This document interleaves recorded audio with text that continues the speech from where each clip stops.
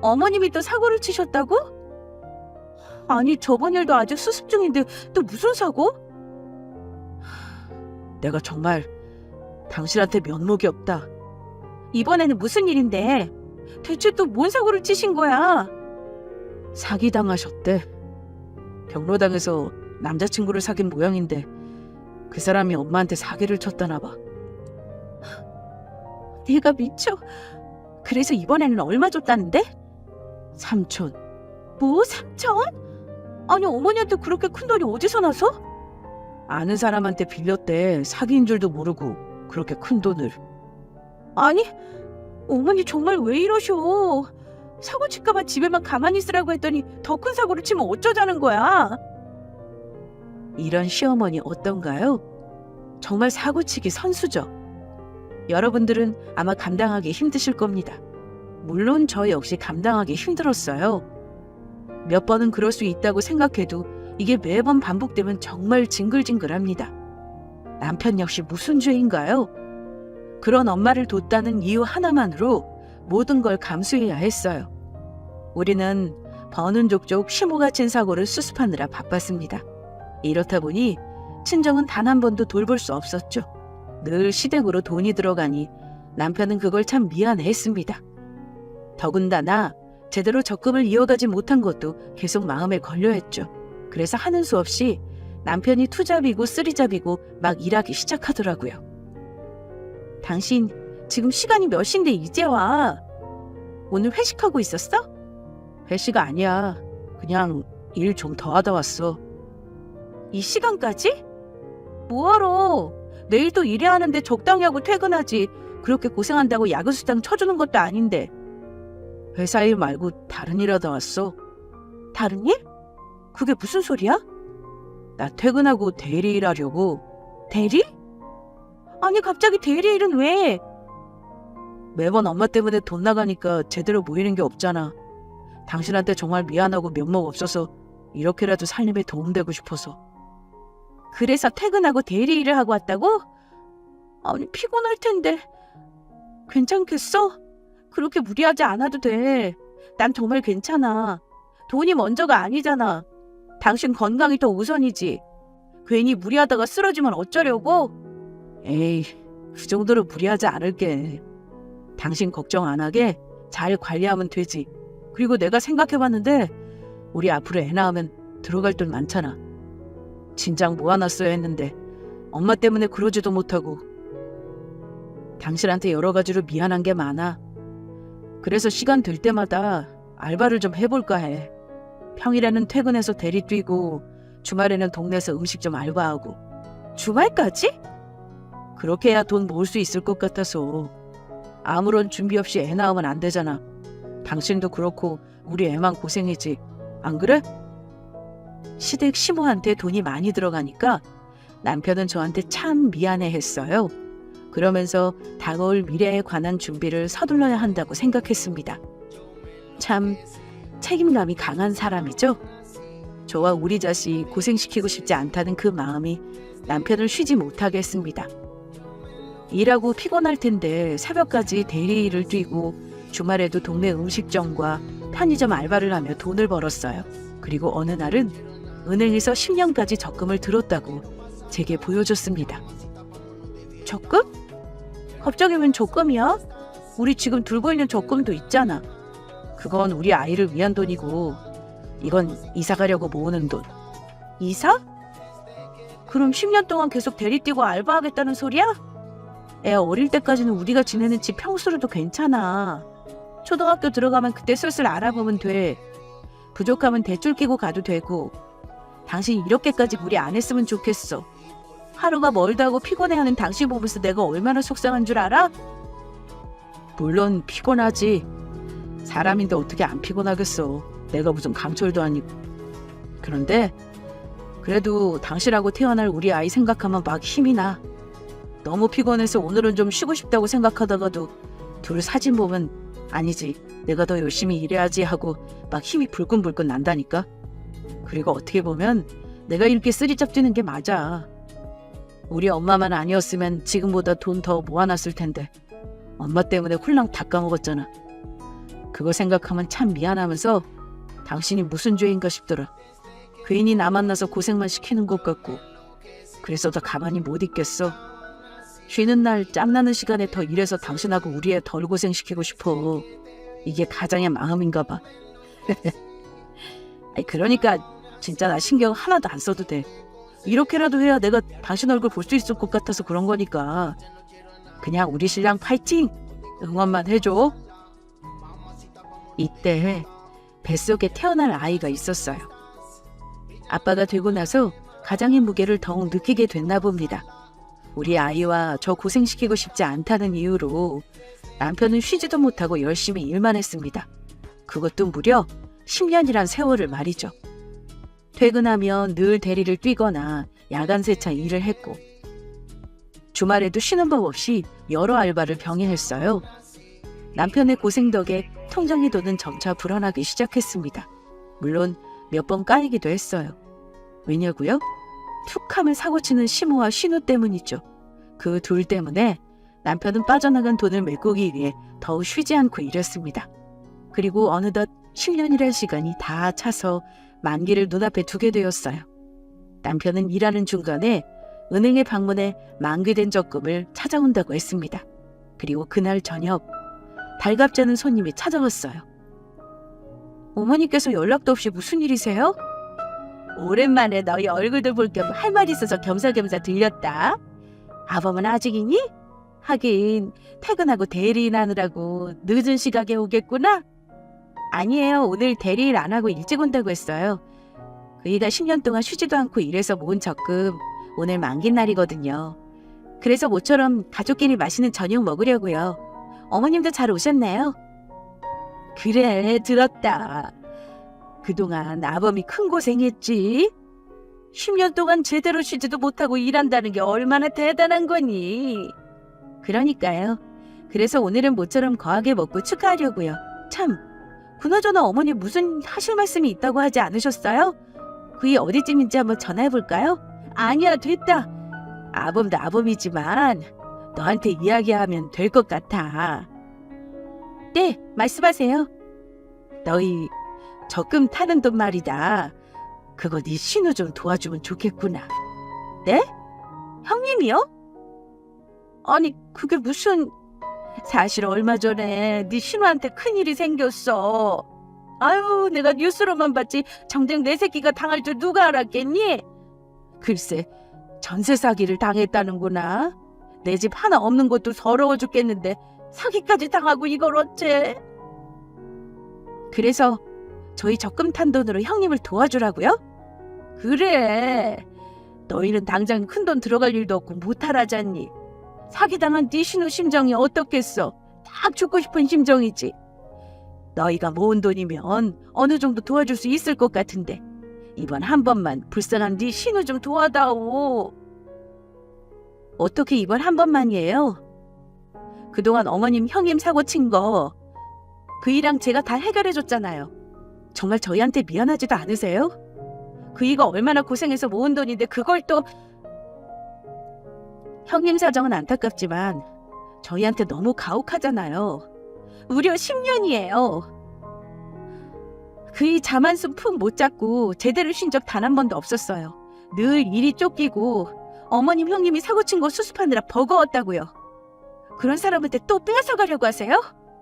1년도 아니고 10년이나 세월 동안 고생해서 모은 돈인데 그 돈마저 홀랑 빼앗기면 그이 정말 무너질지 몰라요. 그래, 알아. 그동안 아범 고생 많이 한 거. 그래서 늘 미안하게 생각하고 있어. 부족한 집안에서 태어나 얼마나 고생하면서 컸니? 거기다 나랑 누나까지 말썽이니 아범 속이 많이 썩었겠지. 염치 없고 미안한 거 알아. 하지만 그렇다고 모른 척하고 넘어갈 수는 없는 일이잖니. 네 신우 사기당했다는데 당장 이사갈 집도 없고 가족들 다 길거리로 나앉게 생겼어. 그래도 도와줄 형편되는 너희가 도와주는 게 맞지 싶다. 10년 동안 모은 돈이라 많이 아깝고 속상할 거 알아. 하지만 돈은 또 모으면 되잖니. 너희가 한 번 더 도와주면 네 신우 절대 모른 척하지 않아. 도와만 준다면 열심히 일해서 매달 얼마씩 갚는다고 했어. 비록 시간은 걸리겠지만. 그걸 어떻게 믿고요. 그동안 도와준 거 단 한 푼도 못 받았어요. 도와달라고 할 때만 잊지 않고 꼭 갚겠다는 말뿐이지. 정작 도와주면 나 몰라라 싹 입 닦잖아요. 그리고 무엇보다 이건 저 혼자 결정할 수 없는 일이에요. 정말 너무하세요. 10년 동안 고생해서 모은 돈 받는 날 어떻게 또 도와달라는 말하러 오실 수 있어요? 난들 이러고 싶어서 그러겠니? 자식이 도와달라고 울고불고 난리인데 어쩌겠어. 아까도 말했지만 나도 염치 없고 참 미안하게 생각해. 하지만 사람은 살리고 봐야지. 그리고 아범한테는 이미 내가 이야기했어. 아범이 그러더라. 너한테 절대 말하지 말라고. 안 그래도 그동안 사고 친 거 수습하느라 고생했는데 또 사고 쳤다고 하면 치가 떨릴 거라고. 그 애가 알고 있다고요? 그래서 뭐라고 했는데요? 설마 형님 도와주겠대요? 아니, 절대 안 된다고 하더라.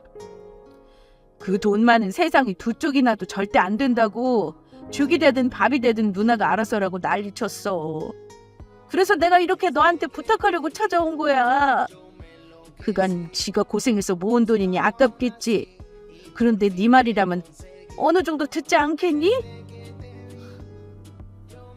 그이가 안 된다고 말씀드렸으면 저도 똑같아요. 그러니 괜한 기대 마세요. 저 죽어도 남편한테 형님 도와주라고 말 못해요. 10년 동안 얼마나 고생하는지 옆에서 다 지켜봤는데 제가 그 말을 어떻게 해요?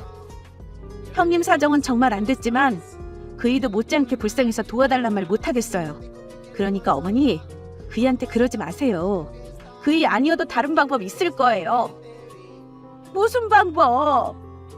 뾰족한 수가 있었으면 너희한테 도와달라고 말하지도 않았겠지.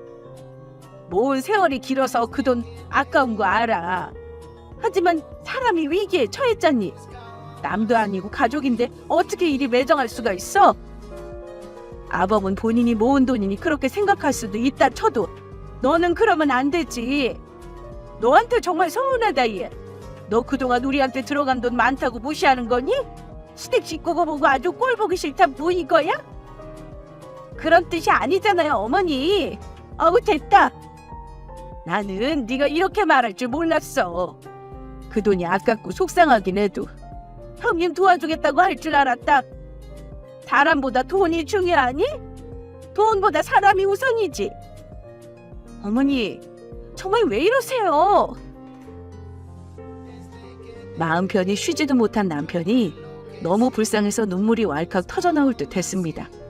말로만 고생하는 거 안다고 하면서 어떻게든 돈 빌려가려는 시모의 속내가 훤히 보였어요. 그래서 화가 더 치밀어 올랐습니다. 제발 좀 도와달라는 시모에게 그만하시라고 더 이상 도와드릴 수 없다고 강력하게 못을 박았지만 시모는 들은 척도 안 했습니다. 그러자 시모는 너랑 이야기해봤자 사이 안 좋아지기밖에 더하냐 됐다고 하더군요. 그러면서 남편 오면 이야기하겠다고 입 꼭 붙이고 앉아서 한마디를 안 했습니다. 저는 혹여라도 기분 좋게 들어온 남편이 속상해할까봐 전전긍긍하고 있었어요. 그런데 이게 무슨 일일까요? 일찍 들어온다는 남편이 깜깜무소식인 겁니다. 이 사람이 왜 이렇게 안 오지? 이 시간이면 오고도 남을 시간인데? 1시간, 2시간, 꽤 늦은 시간이 될 때까지 남편은 집에 오지 않았어요. 심지어 전화도 받질 않더군요. 저 혼자 발 동동 구르고 있자니 잠자코 있던 시모가 입을 열었습니다. 이 시간까지 안 오는 거면 말 다 했지 뭐.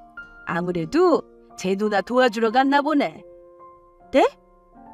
그럴 리가요. 그이 저한테 말 한마디 없이 그럴 사람 아니에요. 그리고 이번 건은 남편한테도 무리라고요. 그 돈이 어떤 돈인데요?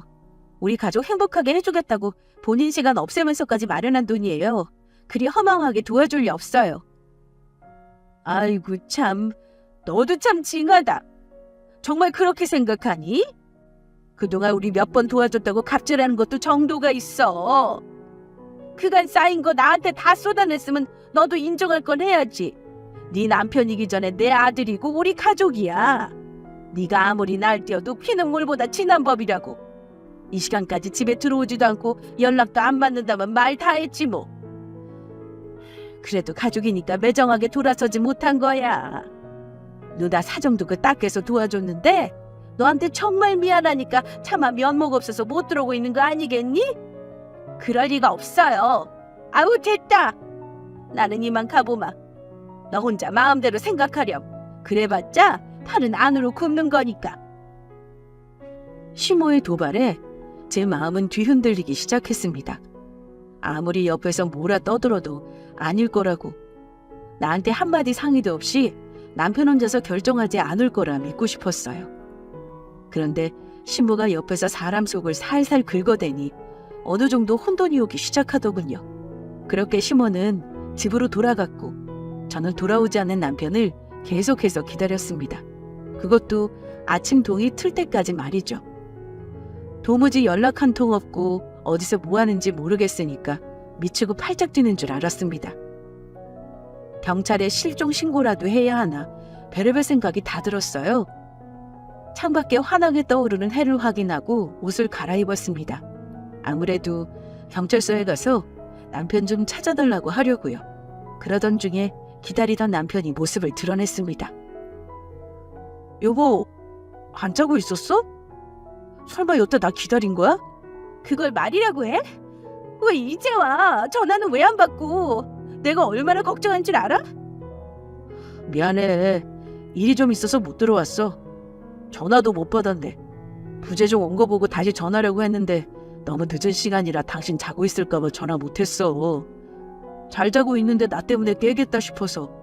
당신 안 들어왔는데 내가 어떻게 자? 당신이 어제 아침에 그랬잖아. 의미 있는 날이니까 가족끼리 맛있는 저녁 먹자고. 대체 어떻게 된 거야? 당신 설마... 아니지? 어? 뭐가? 당신 누나 말이야. 전세 사기 당해서 길거리에 나앉을 판이라며. 도와준 거 아니지? 설마 아닐 거야. 그렇지? 얼른 말해. 도와준 거 아니라고. 당신이 그걸 어떻게 알아?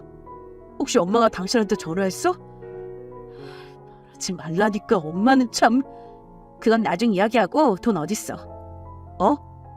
어제 적금 만기였잖아. 돈 어딨냐고. 우리 더 넓은 집으로 이사가자고 당신이 고생해서 모은 돈이잖아.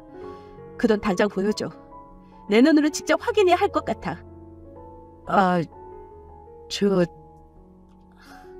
그게... 저는 남편에게 적금 탄 돈을 보여달라고 했는데 남편은 난처한 표정을 보이며 우물쭈물했습니다. 순간 느낌이 싸하더라고요. 설마 정말 형님 도와준 거니? 그런 거 아니야. 내가 누나를 왜 도와줘. 10년 동안 얼마나 열심히 모은 건데. 그럼 왜 안 보여줘? 누나 도와준 거 아니면 얼른 보여달라니까? 보여주면 되잖아. 그건 내가 나중에 이야기할게. 누나 도와준 거 아니니까 이상한 생각 말고. 저는 똥줄이 다 죽겠는데 남편은 계속해서 어물쩍 넘어가려고만 했습니다. 그 모습을 보니까 더 불안하더라고요. 정말 시모의 말이 맞는 건가? 내가 바보처럼 철석같이 믿고 있었구나 싶었습니다. 그간 얼마나 고생해서 모은 돈인데 또 그걸 홀랑 시댁에 도와줬구나. 속이 터지면서 화가 솟구쳤어요. 당신 줏대도 없어? 그 돈이 어떤 돈인데? 대체 언제까지 시댁에 쩔쩔매고 살 거야? 이제 보니까 당신은 시댁 호구야. 당신이 이렇게 말랑해서 다 퍼주니까 어머니도 그렇고 형님도 그렇고 다 당신한테 의지하지. 그렇게 퍼줬으면 됐지 아직도 주고 싶어? 당신이 무슨 날개 없는 천사야? 그동안 두 눈으로 똑똑히 봐왔잖아. 그렇게 도와줘도 누구 하나 알아줘? 어머님, 형님이 당신한테 진심으로 고마워하냐고. 그저 말로만 수고했다 고맙다고 할 뿐이지 진심 아니야. 그런데 당신은 왜 자꾸 가족들한테 휘둘리는데? 그 정도 도와줬으면 그만할 법도 하잖아. 죽을 때까지 다 퍼줄 작정이야? 당신이 그 돈을 어떻게 모았는데? 하고 싶은 거 못하고 꾹꾹 참아가면서 모은 돈이야. 여태 고생한 게 아깝지도 않니? 나랑 우리 애 행복하게 해주겠다며. 그렇게 큰 소리 치더니 결국 이거야? 여보, 글쎄 그런 거 아니라니까. 당신이 뭔가 오해한 모양인데 나 누나 안 도와줬어. 거짓말하지 마. 그럼 떳떳하게 돈 있는 거 보여줬겠지. 당신 계속 안 보여주면서 어물쩍 넘기잖아. 차라리 그냥 사실대로 말해. 계속 아니라고 오리발리 밀지 말고. 아니라니까. 왜 내 말을 안 믿어줘. 나 정말 억울해. 지금 당장 당신한테는 말 못하지만 맹세코 누나 안 도와줬어. 나도 당신 말이 사실이라고 믿고 싶어. 나 혼자 형님네 도와줬구나 착각이라 생각하고 싶다고. 그런데 당신이 계속 보여주질 않잖아. 형님 안 도와줬으면 돈 보여주면 되지. 왜 계속 이 핑계 저 핑계 대면서 둘러대는데? 그럴 만한 사정이 있어서 그래. 됐어. 나한테 솔직하게 말 못할 정도면 말 다 했지 뭐. 어머님 말씀처럼 피는 물보다 진하니까. 결국 형님 도와준 거잖아. 사실대로 말하기 뭐해서 자꾸 빙빙 돌리는 거고. 나 당분간 애랑 엄마 집에 가 있을 거야. 그동안 시댁 식구들만 챙기느라 정작 우리 엄마 돌본 적은 한 번도 없어. 한 번이 두 번 되고 두 번이 세 번 되고. 이렇게 마냥 시댁 식구들만 돕고 살 줄 누가 알았겠어? 나도 우리 엄마 소중해. 당신만 가족 소중한 거 아니야. 마음 같아서는 나도 우리 엄마한테 매달 용돈 주면서 챙겨드리고 싶어. 난 뭐 그러고 싶지 않아서 가만히 있었던 줄 알아? 내가 왜 버는 족족 시댁해줘야 해? 정말 억울하다고. 여보, 내 말 좀 들어봐. 그게 아니라 인제 와서 무슨 말을 들으라고? 변명만 늘어놓을 거면서. 정말 찌긋찌긋해. 당신의 식구들도 그렇고 그걸 끊어내지 못하는 당신도 다 진절머리 난다고. 본인 몸 상하면서까지 그 고생을 해서 모은 돈을 또 시댁에 써버리다니. 참을 수 없을 정도로 화가 치밀어 올랐습니다. 대체 내 인생은 왜 이러나. 허망하고 배신감까지 같이 몰아쳤죠. 그래서 어떻게든 설득하려는 남편을 뿌리치고 바로 공항으로 향했어요. 그간 잘 챙기지 못한 엄마가 보고 싶어서 제주도를 향했습니다. 우리 엄마는 제주도에서 작은 귤농장을 하나 운영하고 계셨거든요. 몇 시간 뒤 제주도에 도착했습니다. 남편은 계속해서 전화와 문자를 걸었지만 저는 다 수신 거부하고 엄마 집으로 향했어요. 그런데 엄마가 어디 떠날 사람처럼 부랴부랴 집을 챙기고 있었습니다. 엄마 나왔어. 세상에, 네가 여긴 웬일이니? 연락도 없이. 그냥 엄마 보고 싶어서 왔지. 안 본 지 꽤 됐고. 그런데 이 짐들은 다 뭐야? 이사 가는 사람처럼? 그게 무슨 뚱딴지 같은 소리야. 다 알고 온 거 아니야? 뭘 알고 와? 어머, 너 정말 모르니? 정서방이 이야기 안 했어? 뭘? 아니 나는 네가 알고 온 줄 알았지. 무슨 소리야? 내가 뭘 알고 왔어야 돼? 엄마는 잠시 작은 한숨을 내쉬더니 서랍장에 넣어놓은 통장 하나를 꺼내오셨습니다. 이거 어제 정서방이 와서 주고 가더라. 어제? 그이가 여기 왔다고? 저는 엄마가 건넨 통장을 열어봤어요. 그리고 그 통장에 남편이 10년 동안 적금 둔 돈이 들어있었습니다. 아니 이게 왜? 몇 달 전에 정서방이 전화해서 이런저런 안부를 물어보더라. 오랜만에 사위 얼굴 보고 싶어서 영상 통화했는데 갑자기 막 울먹거리더라고. 그래서 왜 우냐고, 무슨 일 있냐고 물어보니까 하면서 우리 집이 너무 낡아 보여서 마음에 안 좋다는 거야. 엄마의 말에 저는 정신을 차리고 집을 이곳저곳 살펴봤습니다. 정말 많이 낡았더군요. 말이 집이지. 귤농장 옆에 작게 지은 허름한 집. 그게 저희 엄마가 혼자 지내시는 집이었어요. 원래는 이것보다 더 좋았는데 작년에 큰 태풍이 오면서 집이 많이 망가졌습니다. 보수하라고 돈 보내드렸는데 사위하고 딸한테 짐 대기 싫다고 그걸 안 쓰고 버티셨어요. 대충 먹고 지낼 만큼 고치면 된다고 나머지는 우리 쓰라며 다시 보내주셨던 엄마. 허름한 집을 쳐다보고 있자니 그동안 뭐가 중요한지 잊고 있었구나 싶으면서 눈물이 미친 듯이 흘러내렸습니다. 그러더니 대뜸 어제 날 찾아왔어. 그러면서 어디 갈 곳 있다고 막 끌고 가더구나.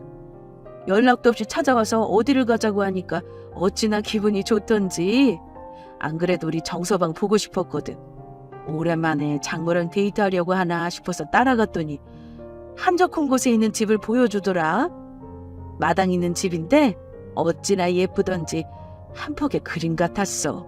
그러면서 이 통장을 건네주더라고. 부동산이랑 다 이야기해놨고 나머지 잔금만 치르면 된다고. 그 집으로 이사 가자고 하더라. 괜찮다고. 너희들 쓰라고 한사코 거절했는데 어찌나 새심줄 같든지 이미 계약해서 다시 물을 수 없다고 고집을 피우더라고. 난 정말 괜찮은데. 나중에 집사람이 보면 속상해한다고. 마음 아프게 하기 싫으니까 그냥 이사 가시라고. 그간 시댁에 들어간 돈 많으니까 이제는 내 차례라고 하면서 이통정을 주더라. 그래서 엄마 이사가 준비하고 있어. 고맙다. 늙어서 우리 사위하고 딸 덕에 호강을 다 하네. 이제 매달 용돈도 보내준다면서 힘든 귤농장도 그만하라고 하더라. 우리 딸 시집 한번 참 잘 갔어. 이렇게 사근사근한 사위가 어디 있겠어? 그나저나 정서방 집에 들어갔니? 너 기다린다고 급히 돌아갔는데 비가 하도 많이 와서 비행기 안 떴을 텐데. 엄마의 말을 듣고 몽둥이로 두들겨 맞은 듯 아무런 말도 나오지 않았습니다. 나 몰래 엄마를 만나러 와서 집을 계약한 남편. 10년 동안 고생해서 모은 돈을 우리 엄마에게 다 바치다니. 알고도 믿기지 않았어요. 서둘러 마음을 추스르고 남편에게 전화했습니다. 여보, 나야. 당신 엄마 보러 왔다며. 마당 딸인 집도 계약해주고 왜 진작 말 안 했어? 난 그것도 모르고 당신한테 험한 소리나 하고. 정말 미안해. 아니야. 내가 오해할 만하게 했지 뭐. 왜 그런 거야? 그 돈이 어떤 돈인데. 당신이 정말 힘들게 모은 돈이잖아. 고생해서 모은 돈 아까울 텐데 어떻게 엄마한테 집 사줄 생각을 다 했어. 처음부터 그러려고 한 건 아닌데. 장모님이랑 영상 통화하다가 집을 보니까 많이 허름하더라고. 그래도 우리는 같이 의지하고 사는데 장모님은 혼자 계시니까 마음 쓰인 거지 뭐. 그간 보내드린 용돈도 다 우리를 위해 쓰셨잖아. 엄마랑 누나 때문에 제대로 효도해드린 적도 없고 그거 생각하니까 마음이 참 안 좋더라. 당신 장모님 보러 갈 때마다 허름한 집 보면서 마음 안 좋아한 게 생각나서 도저히 못 참겠더라고. 그래서 바다 잘 보이는 마당 달린 집으로 계약해드렸어. 그렇게 으리으리한 집은 아닌데 그래도 지금 사시는 곳보다는 훨씬 좋은 집이야. 나중에 우리 제주도로 갈 때 편히 지낼 수 있는 그런 집. 여보. 아이, 당신한테 몰래 서프라이즈 이벤트 해주고 싶었는데 엄마 때문에 다 망쳤네. 그래서 말도 못하고 계속 참은 거야? 내가 그렇게 뭐라 하는데도? 당신 정말 미련하다. 그냥 말하지 그랬어. 그런 게 아니라고. 서프라이즈가 왜 서프라이즈인데. 깜짝 놀라게 해주고 싶었단 말이야. 나중에 장모님 이사 다 하시면 그때 직접 눈으로 보여주고 싶어서 그랬지. 안 그래도 어찌나 속이 답답하던지 죽는 줄 알았어. 치, 정말 착해 빠졌다니까. 고마워. 우리 엄마 챙겨줘서. 엄마가 참 좋아하시네. 사위 덕에 호강한다고. 그런데 당신 괜찮아? 그 돈 당신이 힘들게 모은 건데. 괜찮지 그럼. 우리 엄마랑 누나한테 돈 많이 들어갈 때 당신 나한테 크게 싫은 소리 안 했어. 그저 이해해줬지. 심지어 당신이 번 돈까지 빚 갚는데 보탰고. 그간 당신하고 장모님께 진 빚이 너무 많아. 난 이렇게라도 갚아서 다행이라 생각해. 그리고 우리는 뭐 앞으로 또 모으면 되지. 아직 젊고 서로가 서로에게 큰 힘이 되어주잖아. 난 그러면 충분해. 시간은 조금 더 걸리겠지만 기다려줘. 내가 또 열심히 일해서 꼭 넓은 집으로 이사시켜줄게. 세상에 이렇게 착하고 마음이 따뜻한 사람이 또 있을까요? 저는 정말 복받은 여자입니다. 바보같이 남편의 깊은 뜻도 모르고 함부로 오해했어요. 이번 일을 통해 두 번 다시 멋대로 생각하지 말아야지. 무슨 일이 있어도 남편을 믿겠노라 굳게 다짐했습니다. 비록 앞으로 살면서 돈 문제로 힘들겠지만 그래도 우리 가족은 굳건합니다. 돈보다 더 값진 걸 안고 살아가고 있으니 말이죠. 이번 일을 통해 가족의 소중함을 다시 한번 일깨웠고 서로의 소중함을 뼈저리게 느끼고 있는 중입니다. 그 뒤로 남편은 계속해서 투잡, 쓰리잡을 뛰며 고군분투 중이에요. 언젠가는 넓은 집으로 이사시켜준다는 그 약속을 지키기 위해서요. 그런 남편이 고마워서 저도 열심히 내조하며 힘 닿는 대로 틈틈이 알바하며 보태고 있습니다. 참, 시모는 어떻게 됐는지 궁금하시죠? 우리 부부는 더 이상 시댁과 연락하고 지내지 않아요. 결국 신우를 도와주지 않았다고 우리 집에 찾아와서 대판 난리쳤습니다. 그간 아들로서 최선을 다한 남편이 더는 도와드릴 돈이 없다고, 한 번만 더 돈 때문에 찾아오면 정말 영 끊고 살 줄 알라며 확실히 선을 그었어요. 그래서 제대로 돌아진 시모와 신우는 연락 한 통 없이 지내고 있습니다. 참 여러 가지로 남편을 힘들게 하는 집안입니다. 하지만 그래도 끄떡없어요. 남편에게는 저와 우리 딸이 있으니 말이죠. 앞으로 가족끼리 더욱 단단하게 의지하며 살 거예요. 그럼 지금까지 긴 사연 들어주셔서 감사합니다. 안녕하세요. 저는 서울 서대문구에 살고 있는 40대 초반의 여성으로 이렇게 사연을 올리게 된 이유는 여러분에게 꼭 전하고 싶은 이야기가 있어서입니다. 그렇지 않는다면 너무 억울하고 분통해서 참을 수가 없을 것 같거든요. 지금은 많이 안정되어 잘 지내고 있지만 저와 제 남편이 시어머니와 시아주버니에게 당했던 일들을 생각하면 지금도 자다가 벌떡벌떡 일어날 정도니까요. 그래서 지금부터 그 두 사람에게 당했던 일들을 여러분에게 전부 털어놓으려 합니다. 그들은 정말 사람이라고 할 수 없을 정도로 악질 중에 악질들인 종자였는데 여러분 모두 제 이야기를 듣고 너무 놀라지 않으셨으면 해요. 남편과 저는 친한 지인의 소개로 처음 만나게 되었었는데요. 능력이면 능력, 외모면 외모, 게다가 그도 모자라 반듯한 성품까지 증여 뭐 하나 빠지는 구석이 없는 사람이었습니다. 누구나 이름만 대면 알고 있는 대기업에 다녔던 그는 능력을 인정받아 회사에서 빠르게 진급하며 승승장구할 정도로 정말 대단하고 멋진 사람이었습니다. 그래서 처음 그를 소개받았을 때 왜 저 같은 사람을 만나고 싶어 할까 그런 생각까지 들었죠. 왜냐하면 소개해준 지인의 말로는 남편이 제 사진을 보자마자 이것저것 묻고 따지지 않고 무조건 저를 소개시켜달라고 졸랐다고 하네요. 저는 정말 남편과 비교했을 때 내세울 만한 것이 없는 사람이었는데 말이죠. 그냥 일반 중소기업에 다니는 직장인으로 평범하고 평범한 사람이었습니다. 그래서 너무도 의문이 나 나중에 남편에게 직접 묻기까지 했는데 그가 그렇게 말하더라고요. 소개시켜준 지인이 제 사진을 보여준 순간 첫눈에 반했다고요. 사실 그 전에도 저희 두 사람을 연결해준 지인이 제 이야기를 해서 괜찮은 사람이라 생각했었는데 사진을 보는 순간 다정하고 따뜻해 보이는 저의 인상에 이 사람이다 싶었다고 합니다. 그냥 첫눈에 자신의 아내가 될 사람이란 그런 느낌을 받았었다고 해요. 그렇게 우리는 오랜 시간 연애를 하게 되었고 자연스레 결혼을 약속한 사이가 되었습니다. 하지만 모든 게 완벽해 보였던 그에게도 저에게 말하지 못한 큰 상처 하나가 있었습니다. 결혼을 약속한 후 처음 듣게 된 그의 고백에 저는 너무도 마음이 아팠죠. 제 앞에서 눈물을 흘리는 그는 꼭 안고는 그의 등을 저는 한동안 말없이 토닥여줘야 했으니까요. 바로 그의 시댁에 관한 것이었습니다. 남편은 시아버지가 돌아가신 후 하나뿐인 형과 함께 시어머니의 손에 의해 길러졌다고 해요. 하지만 다행히 시아버지가 남겨주신 막대한 유산으로 경제적으로는 남부럽지 않게 유복하게 자랐다고 합니다. 단 그것이 물질적인 유복함뿐만이었지만 말이에요.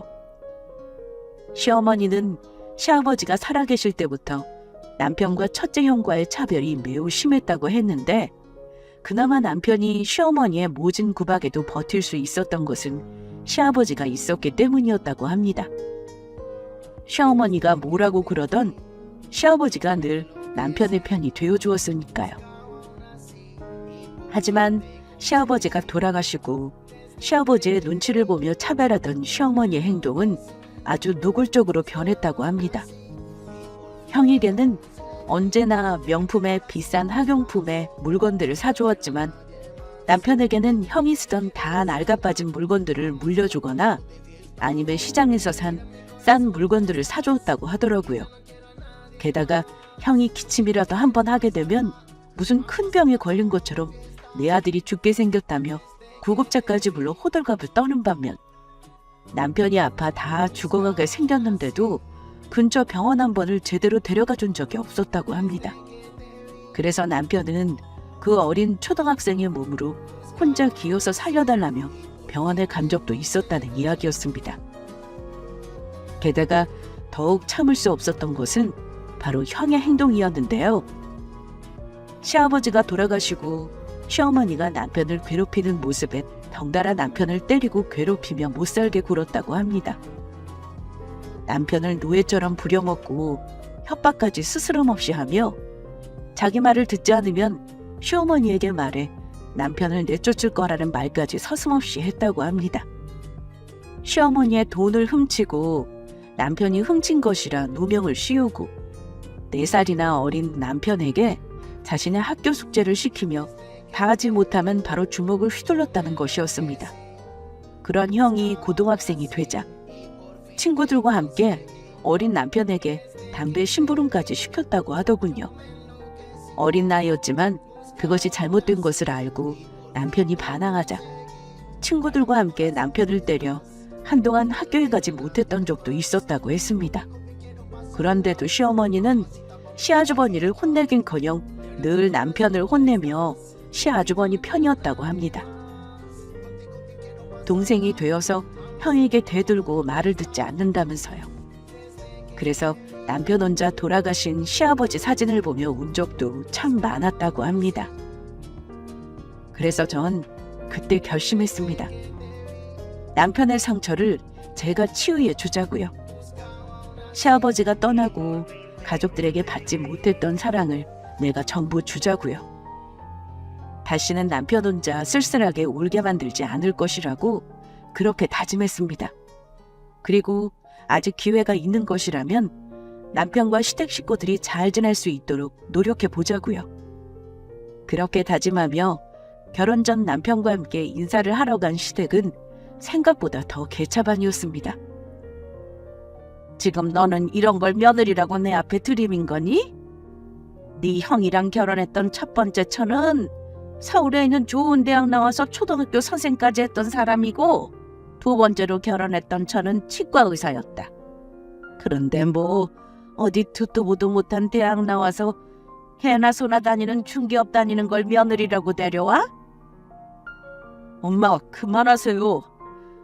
그래서 엄마가 그렇게 입에 침이 마르도록 자랑하는 잘난 며느리들 지금 형이랑 같이 살고 있어요? 전부 우리 집 돈 보고 결혼해서 형이랑 안 맞아서 못 살겠다며 도망치듯 뛰쳐나가서 이혼했잖아요. 그리고 우리 연수가 뭐가 부족한데요? 요즘 누가 학벌이랑 직업 같은 거 따진다고 창피하게 이러세요. 이 사람 누구보다 따뜻하고 현명한 사람이에요. 저한테는 과분한 사람이라고요. 너는 그런 이야기를 꼭 네가 데려온 여자 앞에서 해야겠니? 전부 필요 없고 네가 누구랑 결혼하든 말든 난 상관없는데 결혼한다고 나한테 손 벌리지나 마라. 네가 예전에도 말했지. 네 형이 우리 집안 기둥이라고. 그래서 집안 기둥이 첫째가 잘 살아야 집안도 잘 풀리고 모두 평화란 거다. 아무리 네가 아들이라 해도 둘째 그거 아무것도 아니야. 어차피 나 늙으면 내 평수발 트는 것도 첫째 네 형이고 나 죽으면 나한테 제사밥 먹여줄 사람도 네 형이니까. 그러니까 내 재산 아무리 네 아버지가 남긴 거라도 모두 네 형 줄 거라고. 너한테 줄 돈은 1원 한 푼 없으니 네 결혼 네가 알아서 하도록 해라. 그리고 아가씨, 혹시 우리 집 재산 노리고 오는 거면 정신 차리는 게 좋을 거야. 요즘 뭐 법으로 자식들은 재산 다 똑같이 받게 정해져 있다고 하는데 나는 내가 감옥에 가는 한이 있어도 내 재산 전부 무슨 수를 쓰든 우리 첫째한테 다 줄 거니까 내 말 알아듣겠어? 무슨 말씀을 그렇게 하세요? 저랑 현수 엄마 재산 바라지도 않아요. 그냥 가족이니까 결혼한다고 인사드리러 온 거라고요. 네 어머니 걱정하지 마세요. 저는 진명 씨만 있으면 돼요. 진명 씨랑 행복하게 잘 살아보겠습니다. 그러니까 어머니 부족해도 저희 두 사람 예쁘게 잘 봐주세요. 두 사람이 예쁘게 살든 치지고 볶고 살든 관심 없으니까 우리 진수 재산 노리지나 마. 내 말 명심하는 게 좋을 거야. 그렇게 시어머니에게 인사를 드린 얼마 후 시어머니로부터 전 황당한 전화를 받아야 했습니다. 어머니, 그게 무슨 말씀이세요? 주말 동안 어머니 댁으로 와서 시아주버니 밥을 차려주라니요? 그러면 어쩌니? 친명이는 집 나가서 혼자 산 지 오래됐고 내가 주말 동안 친구들이랑 개모임 겸 여행을 가기로 했는데 나 없을 동안 우리 진수 밥 차려줄 사람은 있어야 할 거 아니야? 설마 지금 우리 진수 보고 쫄쫄 굶으란 소리는 아니겠지? 어머니, 시숙님이 나이가 한두 살 먹은 아이도 아니고 알아서 잘 차려 드시겠죠. 그것도 시숙님 혼자 있는 집에 제가 어떻게 가나요? 죄송한데 저 그런 것까지는 못할 것 같아요. 아니 뭐야? 이게 어디서 말대답이야? 내가 하라면 하는 거지. 다 필요 없고 너는 그냥 내 말에 따르기만 하면 된다. 그러면 주말에 오는 걸로 알고 있을 테니 그렇게 알아라. 이만 끊는다. 그렇게 말하며 시어머니는 제 대답도 듣지 않고 전화를 끊어버렸습니다.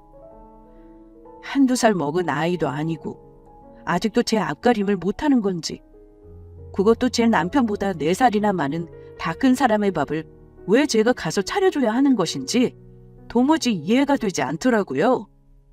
너무 황당한 나머지 전 그 사실을 남편에게 이야기했고 남편은 미안하다며 자신이 가서 형의 밥을 차려주겠다고 말했습니다.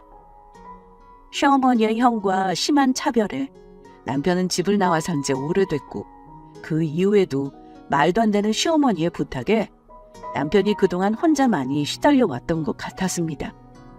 그러나 가족들을 나몰라라 할 수 없는 데다 돌아가시기 전 시아버지는 시어머니와 시아주버니가 못 믿어왔는지 두 사람을 잘 돌봐달라고 어린 남편에게 부탁을 했었다고 합니다. 그래서 남편은 시댁 식구들이 원망스럽고 미우면서도 차마 인연을 끊거나 버릴 수 없었던 것 같습니다. 결국 시숙님의 밥을 차려주려 남편을 혼자 보낼 수 없던 저는 남편의 만류에도 그이와 함께 끼니 때마다 시댁에 들러 시아주버니의 식사를 차려줄 수밖에 없었죠. 뒷정리와 설거지는 기본이고요. 그런데 시아주버니는 저와 남편이 차려주는 밥을 먹으면서 부끄러워하거나 미안해하는 기색도 없었습니다. 아주 당연하다는 듯 상을 받아 먹으며 밥을 다 먹은 후에는 남편에게 물 심부름까지 시키는 것이었죠. 그제야 왜 시아주버니가 2번이나 이혼을 하게 됐는지 알게 됐습니다. 저런 개차반인 인간이랑 누가 결혼해서 살려고 할까, 그런 생각밖에 들지 않았으니까요. 하지만 지금까지 있었던 일은 약과에 불과했습니다. 그 이후 상견례가 있던 날 저희 두 사람은 더욱 어처구니가 없는 일을 당해야 했으니까요. 친정 부모님과 저 그리고 남편이 시어머니와 시아주버니를 기다리고 있는데 아무리 기다려도 상견례 자리에 나타날 생각을 하지 않는 것입니다. 그래서 남편이 시어머니한테 전화를 걸었고 황당한 이야기를 듣고 말았습니다. 오늘이 상견례 날인지 잊은 것도 모자라 시아주버니가 어제 게임을 하다 늦게 잤다며 일어나 준비하려면 시간이 오래 걸릴 거란 것이었죠. 며칠 전 남편이 확인자 전화했을 때는 알겠다며 귀찮게 하지 말라며 또 전화하면 상견례 자리에 나가지 않을 거라 윽박까지 질렀으면서요. 그래서 저와 친정 부모님이 시어머니와 시아주버니가 올 때까지 3시간이 넘는 시간을 기다려야 했습니다. 어쩔 수 없이 예약한 음식점에 추가 금액까지 내야 했고요. 그리고 식당에 온 시어머니와 시아주버니는 미안하다는 사과 없이 저희 친정 부모님과 제대로 된 대화 없이 밥만 먹고 자리를 떠났습니다. 와서 하신 이야기라고는 잘나지도 않은 시아주버니 자랑뿐이었습니다. 저에게 했던 것처럼 그동안 시아주버니와 결혼해 이혼했던 떠나간 잘난 며느리들 자랑과 시아주버니가 무슨 사업을 시작했는데 곧 대박이 터질 거란 이야기였죠. 그러면서 저희 친정이 변변치 않다며 무시까지 하셨습니다. 그리고 그날 밤 남편은 저와 단둘이 있는 차 안에서 눈물을 흘리고 말았습니다. 자기야, 정말 미안해. 장인 어른이랑 장모님도 우리 집 보고 많이 실망하셨다지? 내가 정말 할 말이 없다.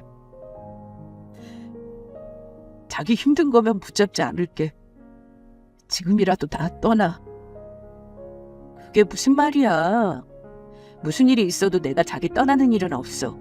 우리 아무리 힘들고 어려워도 같이 이겨내기로 약속했잖아. 그리고 우리 부모님은 걱정하지 마. 시어머니랑 시아주버니 보고 걱정하지 않으셨다고 하면 거짓말이겠지만 우리 부모님이 그러시더라. 백서방이 시어머니랑 시숙 때문에 고생이 많았겠다고. 그래서 나보고 백서방한테 잘해주라고 그렇게 말씀하셨어. 우리 부모님이 자기를 얼마나 좋아하시는데. 고마워. 사실 마음 같아서는 지금이라도 엄마랑 형이랑 인연 끊고 싶어. 나 정말로 엄마랑 형이랑 인연 끊고 살까? 자기가 그렇게 안 하면 나 그렇게 할 수 있어. 아니야. 자기 아버님이 그러셨다며. 시어머니랑 시아주버니 잘 부탁한다며. 그러니까 우리 조금만 더 노력해보자. 끝까지 노력해보고 안 되면 그때 인연을 끊던지 말던지 하자. 고마워. 정말 고마워, 자기야. 그리고 마침내 저희 결혼식 날, 기어이 터져야 할 것이 터지고 말았습니다. 동생의 결혼식 날 축하해주지는 못할 망정 시아주버니께서 죄를 뿌리고 만 것입니다. 저놈이 어릴 적에는 나한테 매일 맞고 다니면서 내 심부름을 하고 다녔다고.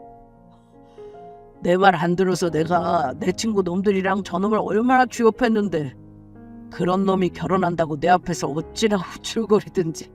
가짜라서 정말. 거기 아가씨들, 나 돈 많은데 내가 돈 줄 테니까 오늘 나랑 놀래? 아가씨들 얼마면 돼? 얼마 주면 오늘 나랑 놀 거야? 당장 이거 놓지 못하겠어요? 전 꺼지지 못해. 뭐 이런 게 다 있어. 야, 이 변태 새끼야. 당장 내 친구 손목 놓지 못하겠어? 아니, 당장 놓으라고. 뭐 이런 미친놈이 다 있어. 뭐라고, 변태 새끼? 미친놈? 돈만 주면 좋다고 껌뻑 죽을 것들이. 결혼을 하는 남편에게 질투가 났던 것인지 시아주버니는 결혼식이 시작하기도 전에 어디서 술을 진탕 마시고 와서는 행패를 부리며 결혼을 축하해주러 온 저희 친구들에게 추태를 부린 것입니다. 제 친구들에게 남편 욕을 하며 찝쩍거리다 받아주지 않자 제 친구들을 향해 폭력까지 휘두르려고 한 것입니다. 저는 신부 대기실까지 들리는 시아주버니의 난동 부리는 소리에 급하게 밖으로 나왔고 그 모습을 보고 놀란 남편이 결국 참지 못하고 시아주버니에게 주먹을 날리고 말았습니다. 내 결혼식에서 도대체 지금 이게 뭐하는 짓이야? 이제 정말 정신 좀 차리라고. 이 자식이 감히 형한테 버릇없이. 그러자 남편에게 맞고 쓰러진 시아주버니는 미안해하기는커녕 제 남편에게 달려들었습니다. 하지만 남편에게 달려든 것도 잠시. 두들겨 맞은 것은 시아주버니였습니다. 내가 어렸을 때부터 힘이 없어서 형한테 맞아준 줄 알아? 형이니까. 그래도 형이니까. 우리 형이니까 내가 참아준 거라고. 그런데 어떻게 동생 결혼식까지 와서 이럴 수 있어? 아유, 나 죽네. 나 죽어. 누가 저 좀 살려주세요. 동생 놈이라는 것이 형을 죽이려고 합니다. 그렇게 시아주버니는 남편에게 죽도록 얻어터졌고 시어머니와 저의 만류에 남편은 시아주버니를 때리는 것을 그만두었습니다. 하지만 놀라운 것은 바로 다음에 이어지는 시어머니의 행동이었습니다. 물론 남편이 시아주버니를 때린 것은 잘못되었지만 동생의 결혼식에 와 행패를 부리며 잘못한 시아주버니를 혼내기는커녕 시어머니가 남편의 뺨을 때린 것이었죠. 너 이게 뭐하는 짓이야? 니까지 것이 뭔데 감히 형을 때려? 엄마는 지금 형이 한 행동을 보고서도 그런 말이 나오세요? 결혼식장 앞에서 행패를 부리질 않나? 축하해주러 온 여자 하객들을 추행하지를 않나? 엄마는 정말 그런 것들이 안 보이시냐고요? 오늘 제 일생에 한 번 있는 결혼식이라고요. 네 결혼식이라서 뭐 어쩌라고? 그깟 니놈의 결혼식이 뭐라고 형한테 그러는 건데? 지금 그걸 말이라고 하시는 거예요? 제 형이 귀한 시간 내서 축하해주러 왔으면 고맙다고 고개를 숙이지는 못할 망정 어디서 무식하고 천박하게 집안 기둥인 제 형에게 손찌검이야?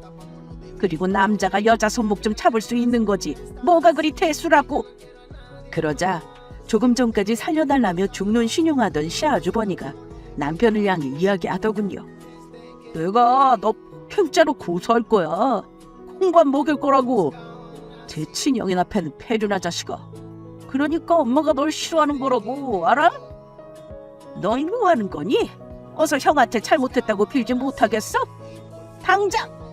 안 그러면 네 형이랑 나 네 결혼식이요 뭐고 지금 당장 때려치우고 갈 거니까. 엄마 맞아. 저 자식 결혼식이고 뭐고 우리 그냥 가자. 그래봤자 지금 결혼식 못한 거지. 우리는 손해볼 거 없다고. 아주 바닥에 무릎 꿇고 네 형한테 싹싹 빌어야 할 거야. 그렇지 않으면 절대로 안 봐줄 테니까. 시어머니와 시아주버니의 모습에 남편은 망연자실한 것 같았습니다.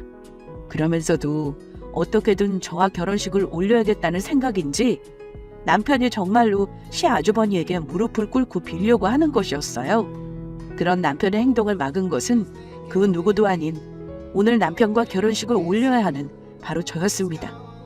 자기야, 하지마. 절대 저런 인간 같지도 않은 놈한테 무릎 꿇지 말라고. 뭐? 저놈? 너 지금 네 시숙한테 인간 같지도 않은 놈이라고 했니? 네, 어머니.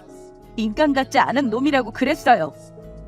아주 무식해서 되먹지 못한 것이 두 사람 다 똑같구나.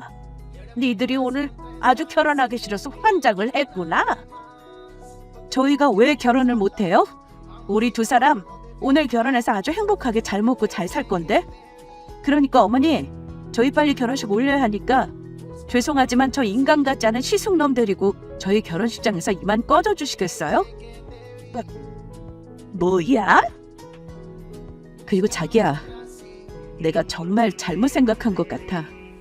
자기 말대로 우리 시댁이랑 아예 영 끊고 살자.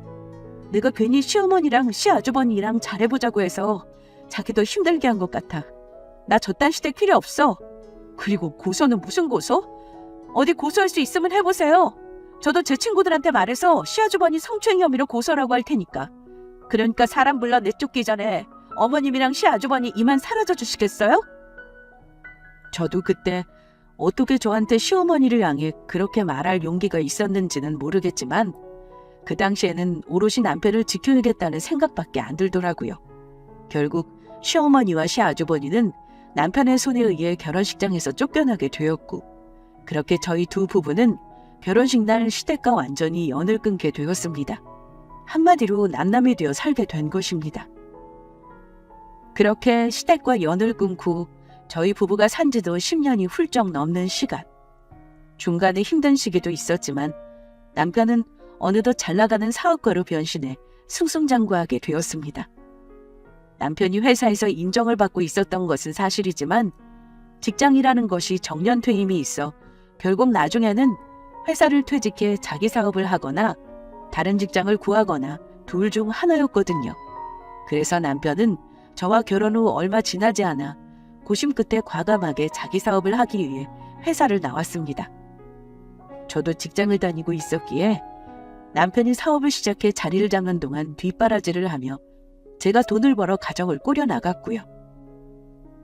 시어머니에 그렇게 당하고 나니 괜스레 보란듯이 성공해 더욱 잘 살아보자는 오기가 생겼던 때이기도 했습니다. 그렇게 힘든 시기를 지나니 정말 좋은 날이 찾아오더라고요. 남편은 어느덧 잘나가는 회사의 경영자가 되었고 저는 사모님 소리를 들으며 오롯이 아이들을 키우며 편안히 집에서 여가를 즐길 수 있는 그런 시기를 맞이한 겁니다. 그러던 어느 날이었어요. 아이들과 백화점에 가서 장을 보고 집으로 돌아오는 길, 집 대문 앞에 웅크리고 앉아있는 노숙자나 다름없어 보이는 초라한 노인을 발견한 것입니다. 그리고 그 노인의 얼굴을 확인한 순간 저는 경악하고 말았습니다. 세월이 흘러 처음엔 알아보기 힘들었지만 그 사람은 바로 저희 시어머니였거든요. 저는 너무 놀라 바로 남편에게 연락을 했고 그이는 급하게 집으로 달려왔죠. 그 후 남편과 함께 시어머니한테 들은 자초지종은 참으로 어이없는 것이었습니다. 매일 사업을 한다고 시어머니에게 돈을 타다 쓴 시아주버니가 결국에는 아주 쫄딱 망했다는 것이었습니다.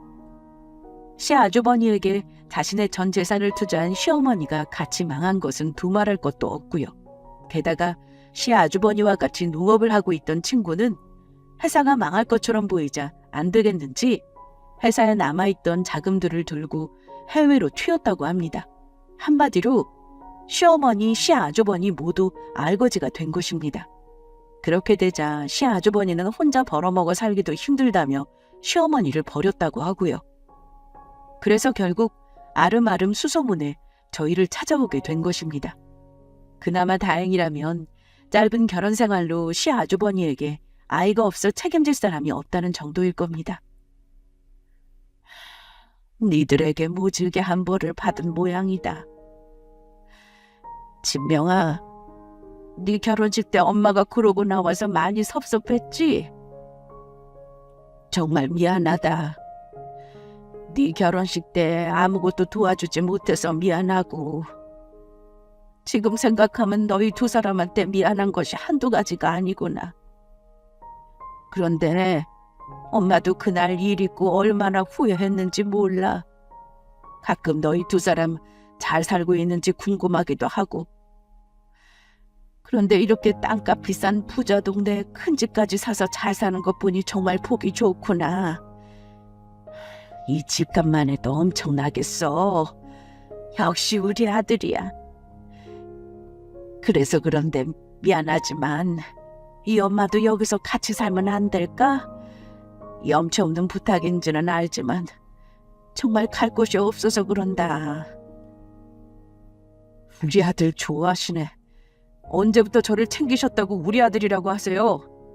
거지꼴 되어서는 저희 부부가 성공해서 잘 사는 것 같으니까 아쉬우셨어요? 게다가 저희 집에 들어와 살고 싶으시다고요? 그렇게는 절대 안 되죠. 엄마랑 형이 망하든 말든 거지가 되어 길거리에 나앉든 저랑은 상관없는 일이니까 이만 저희 집에서 나가주시겠어요? 당신 얼굴 꼴도 보기 싫으니까. 남편은 그렇게 말하며 시어머니를 바로 내쫓아 버렸습니다. 어릴 적부터 구박하고 차별할 때는 언제고 어려워지니 찾아온 시어머니에게 남편은 더욱 배신감을 느꼈던 것 같습니다.